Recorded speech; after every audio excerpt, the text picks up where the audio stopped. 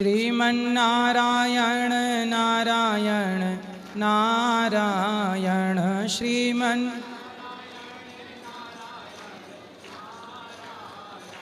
भजमन नारायण नारायण नारायण।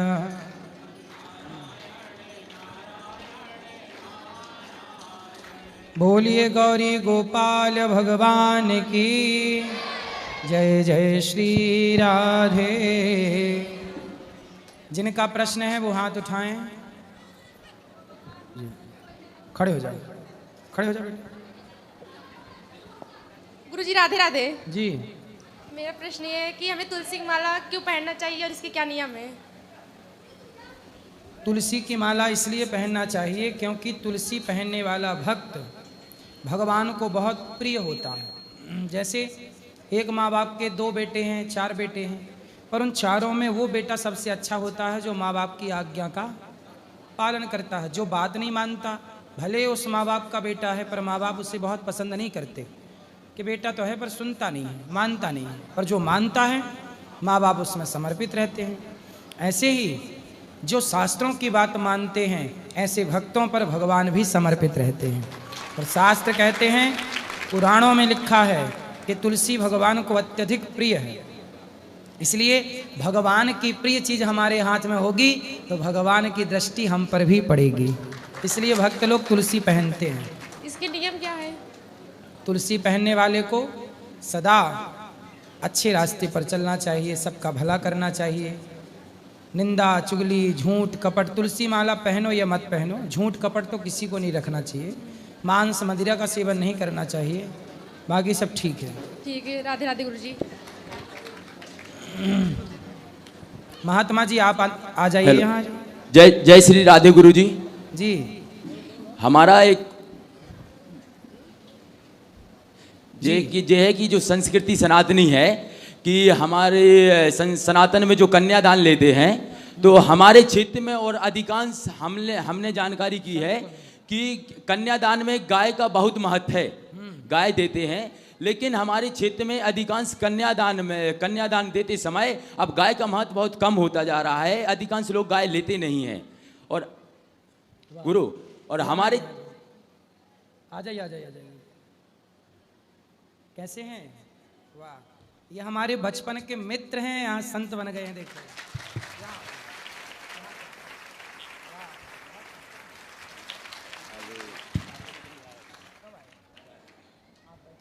जी। तो हमारी जो संस्कृति में हमारे क्षेत्र में अधिकांश जो है सागर, मध्य प्रदेश के सागर जिले से जी, कि वहाँ पे गाय माता की अच्छी नस्ल ना होने के कारण आदमी स्वार्थ लालच के चक्कर में वो गाय ज्यों की त्यों रहने देते हैं, कोई अपने घर नहीं ले जाता है।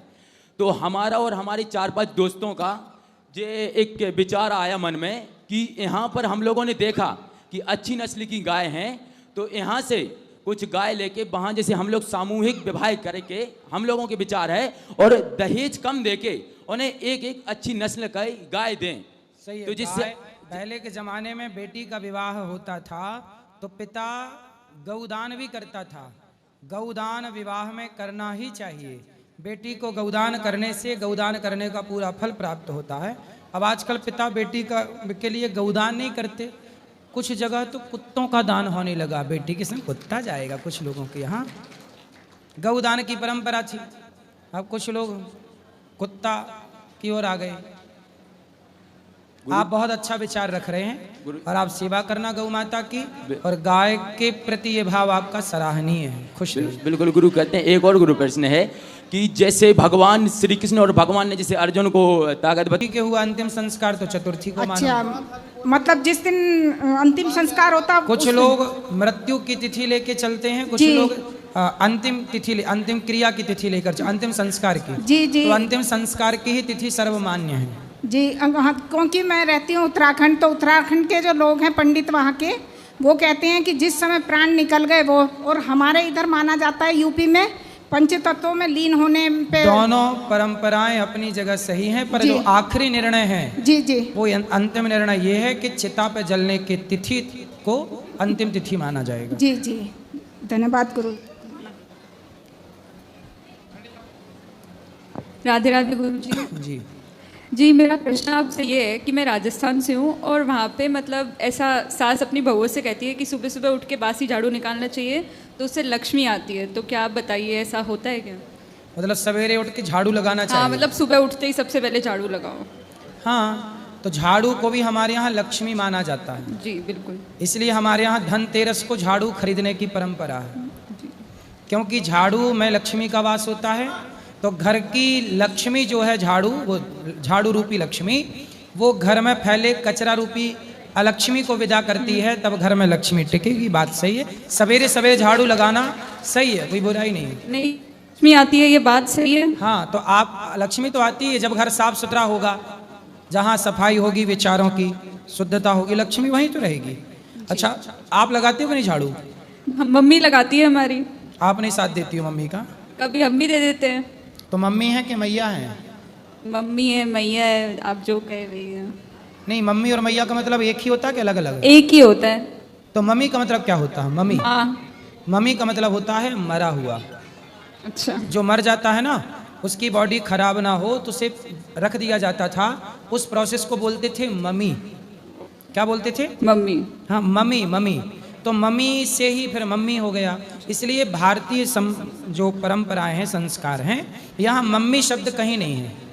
हमारे यहाँ माँ शब्द है, मैया, माँ। तो आपकी माँ जिंदा है, जी बिल्कुल। तो उसे जिंदा को मम्मी क्यों बनाना है? बिल्कुल। मम्मी तो मुर्दा होती है, सही है ना? बिल्कुल। तो वो मम्मी नहीं है, वो क्या है? माँ है। माँ। सीधा सबको बोलना कि मम्मी बोलना रॉन्ग है, माँ बोलना गुड है, सही है, राइट है। जय श्री राधे। और कुछ सवाल? नहीं गुरुजी। गुरुदेव के चरणों में हमारा कोटि कोटि अभिनंदन वादन करता हूँ, प्रणाम करता हूँ। गुरुजी, मैं दमोह जिले बुंदेलखंड से आया हूँ। मेरा ये प्रश्न है गुरुजी, मैं पूजा पाठ, भक्ति भाव, भगवान का स्मरण करता हूँ, पूजा करता हूँ, बिहारी जी और राधा रानी को सर्वस्व मानता हूँ जी, लेकिन फिर भी मुझे क्रोध आता है गुरुजी। पता नहीं क्यों, मैं यही सोचता रहता हूँ कि क्रोध क्यों आता क्रोध है। आता है किस पे? ऑटोमेटिक पता ही नहीं चलता, एकदम से मैं तो टेंशन बन जाता है मुझे, वो चिल्लाने लगता हूँ मैं। किस पर चिल्लाते हो? अगर कोई जैसे सिस्टर बोली, मम्मी पापा, कोई भी अगर अदरवाइज कोई भी बोल रहा तो एकदम से मुझे। पड़ोसियों को नहीं चिल्लाते? जी, पड़ोसियों को, मतलब पड़ोसियों को एकदम से अगर मैं टेंशन में रहता हूँ, अगर कोई बोल देता तो गुस्सा आ जाती बहुत ज्यादा। तो जैसा माँ बाप को, पत्नी को, बच्चों को बोलते हो, वैसे ही पड़ोसियों को भी बोलते हो कि नहीं? बोलते हैं, लेकिन फिर भी मैं यही सोचता रहता हूँ, मैं बिहारी जी को सब कुछ मानता हूँ, राधा रानी को सब कुछ मांगता हूँ, राधा जीवन किशोरी जी के नाम कर दिया हूँ, इतनी भक्ति करता हूँ। जी, कुछ काम करते हो? जी गुरुजी, काम कर, सेल्समैन का काम करता हूँ, किराना दुकान लेके सामान सेल करता हूँ। कितना कमा लेते हो महीने का? महीने का 15-20 हज़ार रुपये गुरुजी।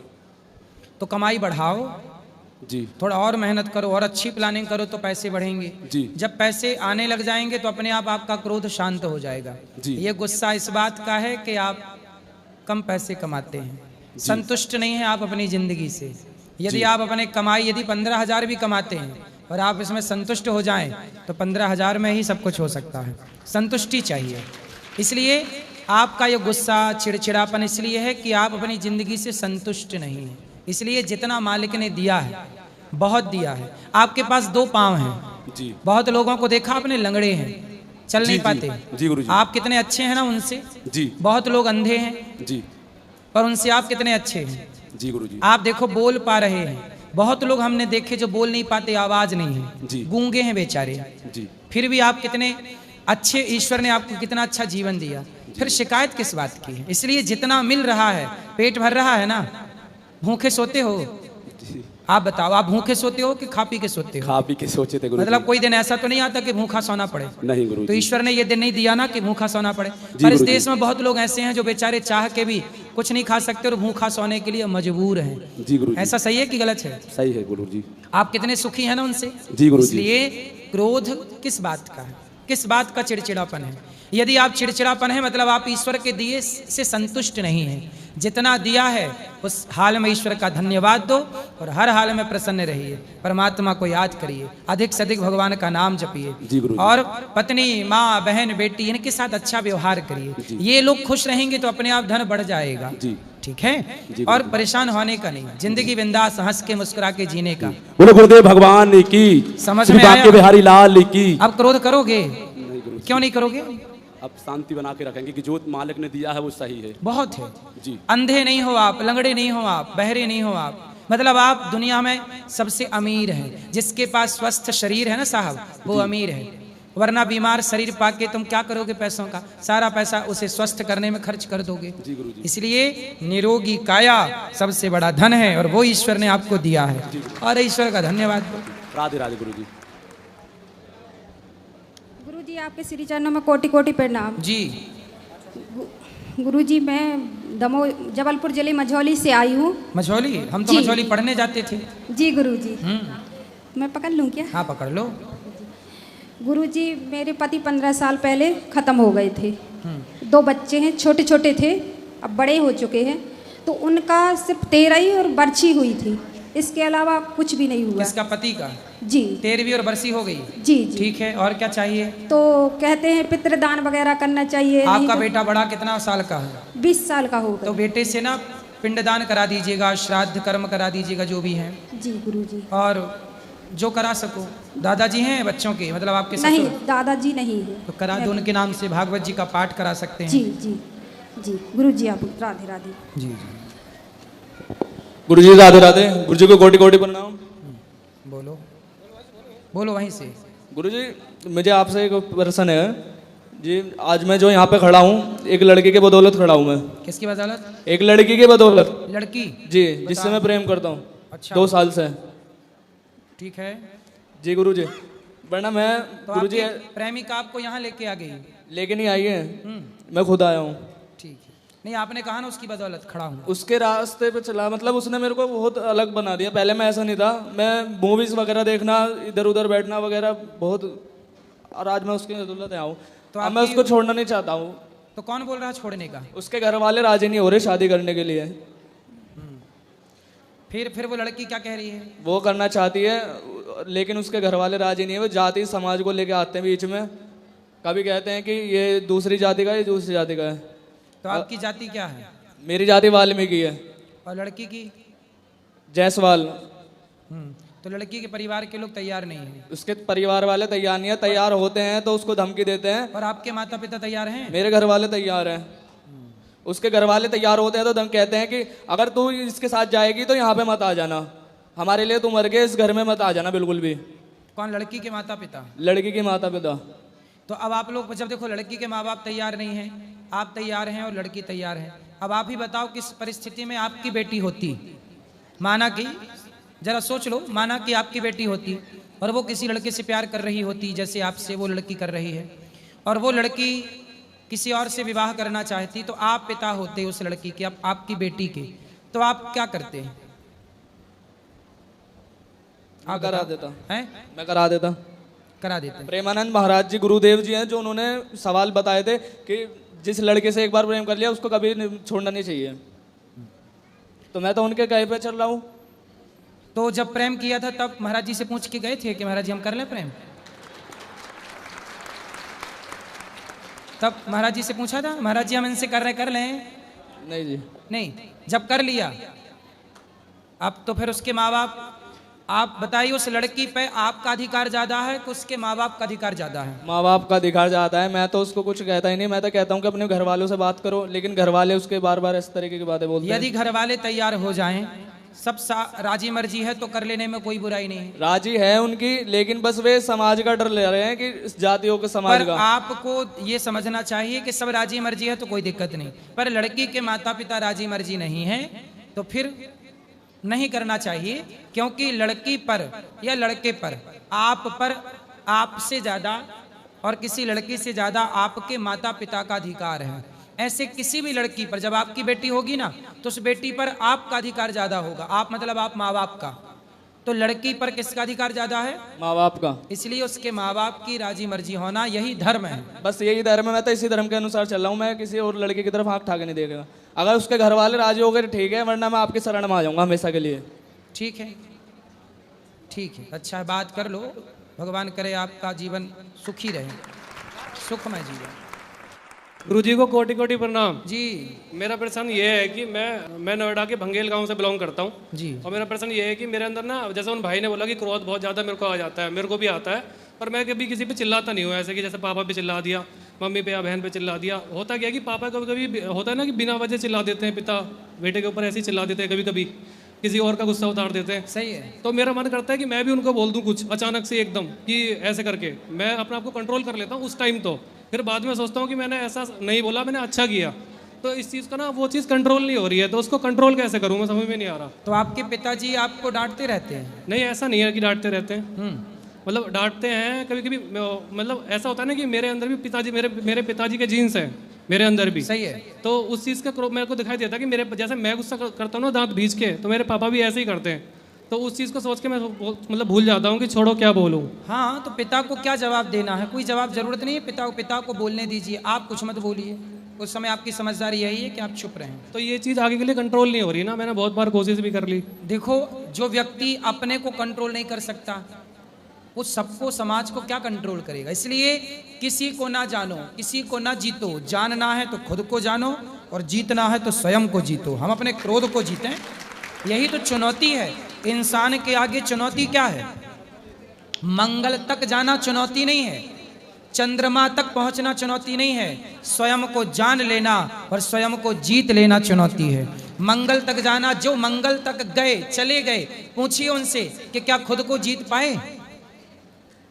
खुद को जीत लेना मंगल पे जाने से, चंद्रमा पे जाने से ज्यादा कठिन काम स्वयं को जीत लेना है।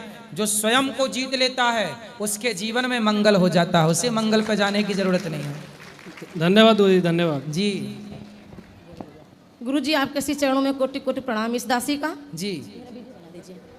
और गुरुजी मेरा प्रश्न ये है कि खाटू श्याम बाबा किस मतलब क्या प्रश्न से शीश कैसे दान दिया था? बर्बरीक जी ने भगवान से कहा कि हम कुछ ही बाणों में युद्ध जीत सकते हैं महाभारत का। तो भगवान ने कहा चलाओ, तो एक बाण से उन्होंने सारे पीपल के पत्तों पर छेद कर दिया जी। तो भगवान ने कहा कि भाई तुम साथ किसका दोगे? तो उन्होंने कहा कि जो पक्ष हारने लग जाएगा उनका साथ दे देंगे। तो भगवान समझ गए कि हारेगा तो दुर्योधन, और आप जैसा योद्धा दुर्योधन का साथ देगा तो दुर्योधन की ताकत बढ़ेगी, वो मिसयूज करेगा ताकत का। तो सिर काट दिया भगवान ने।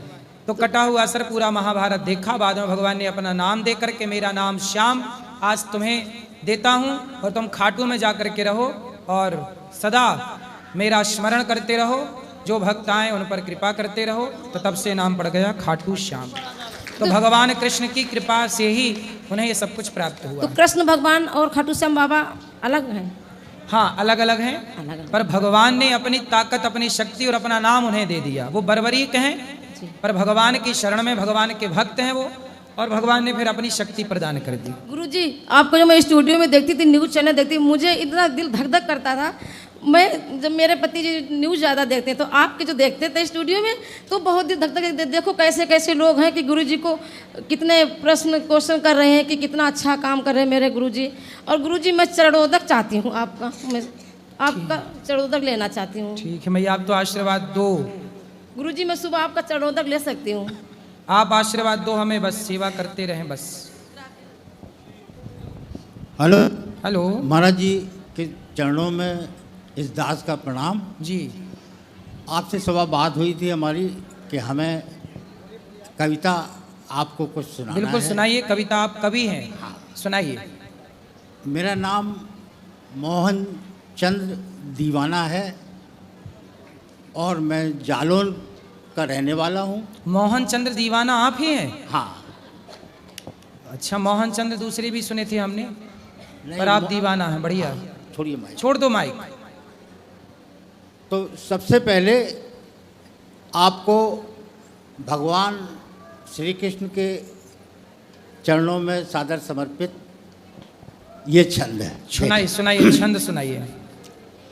कोमल कपोल कारी कजरारी कोर कढ़ी, कोमल कपोल कारी कजरारी कोर कढ़ी, कुंचित है केश काले किशन कन्हाई के, भाल सोहे मुकुट, वाह, मुकुट में मयूर पंख, कानन में कुंडल, सुहावे यदुराई के, वाह, निरख के अंग अंग, कोटि कोटि भी अनंग, वाह, निरख के अंग अंग, सुंदर, कोटि कोटि भी अनंग, नत नत जावे आगे बाकी तरुणाई के।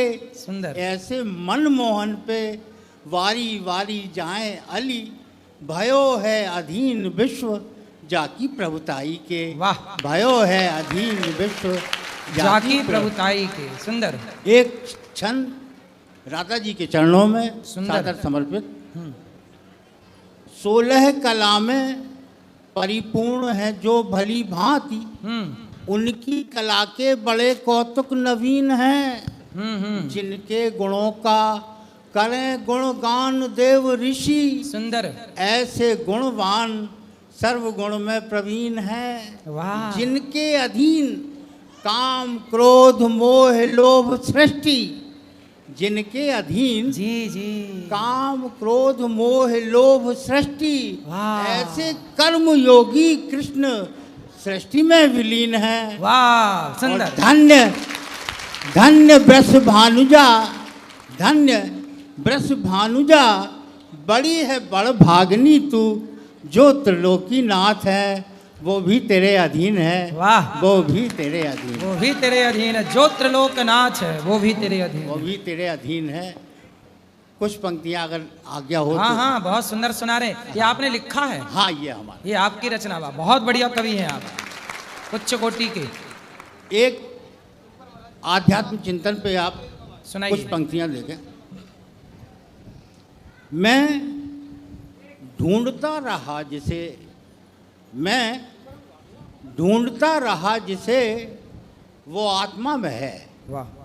मैं ढूंढता रहा जिसे वो आत्मा में है। सुंदर। मैं ढूंढता रहा जिसे वो आत्मा में है, परमात्मा का अंश ही जीवात्मा में है। वाह।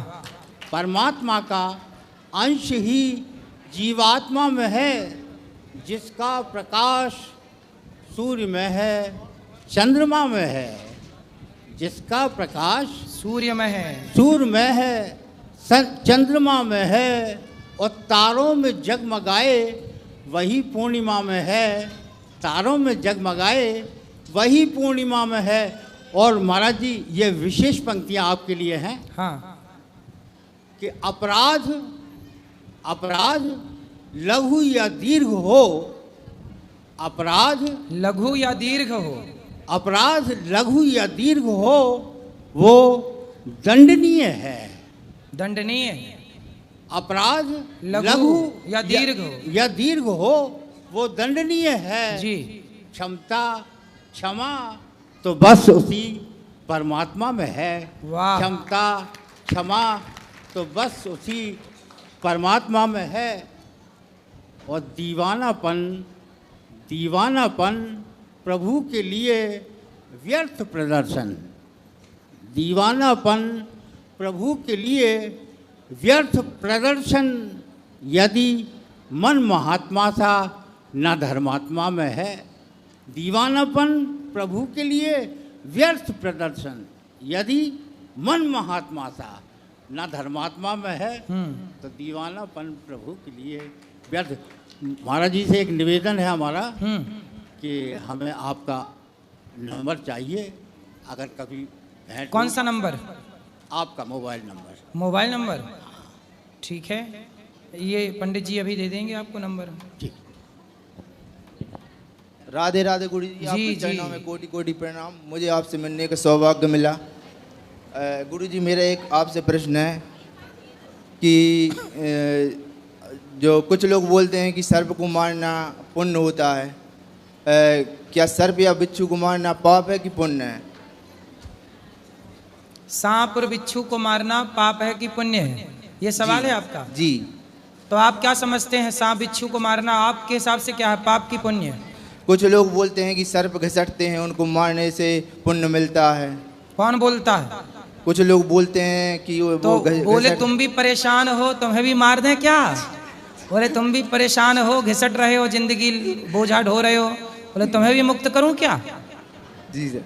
और गुरुजी, एक सवाल और है, जो हम कीटनाशक दवाई डालते हैं, जो उसमें कई कीटाणु नष्ट हो जाते हैं, चूहे घर में रहते हैं, उनको चूहा मार दे देते हैं कुछ लोग। चूहा मारने को चूहा मार वाली दवाई नहीं डालना चाहिए चूहों के लिए। जी। चूहा पकड़ने का एक सुंदर सा पिंजरा आता है, वो अंदर खाद्य पदार्थ लगा दो, पिंजरे में घुस जाता है, सुरक्षित वो भी रहता है, आप भी सुरक्षित हो। पिंजरा से जाके जंगल में उसको फेंका, अपना जंगल में रहे। हत्या, जितनी हत्या देखो बच सकते हो हत्या से उतना बचो जी। किसान कीटनाशक दवाई डालता है जी, वो किसान की मजबूरी है, नहीं डालेगा तो फसल खत्म कर दे।